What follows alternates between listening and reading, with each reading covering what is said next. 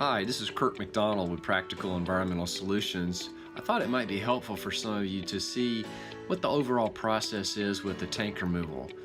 Sometimes it starts out with someone who knows they have an oil tank. Maybe there's a pipe in the yard. Maybe they've known it's been there for a while. Maybe they just know that their house was built in the 50s and it probably has one.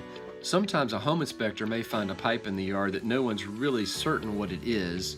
We get a call and we'll come out and determine if it is an oil tank or not.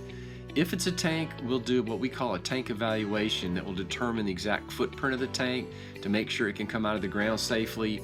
We'll examine the contents of the tank and we'll do a soil boring up to 9 feet deep just to check petroleum odor to see if we think the tank has leaked or not. Once we've made our strategy of how to best remove the tank, we'll check weather, make sure we have a good weather day, and then we'll come and actually start the work on site uncovering the tank.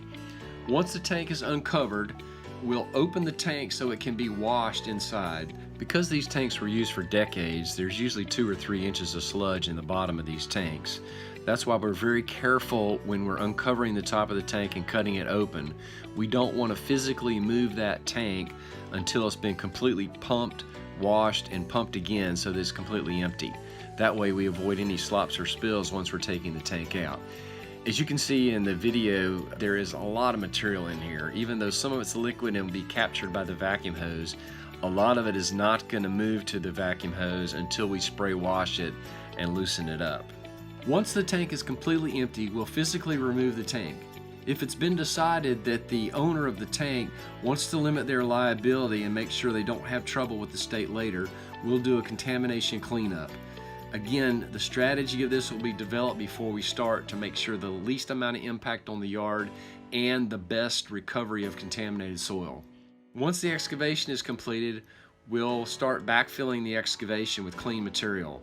Because every site responds differently to the equipment traffic, there's no guarantee exactly how your yard is going to respond. But we do have smaller machines to help protect your yard. We can sometimes use yard mats that may help. But as you can see from these photos, the yard can look pretty good after we're done. This is Kirk McDonald with Practical Environmental Solutions. Thanks for watching.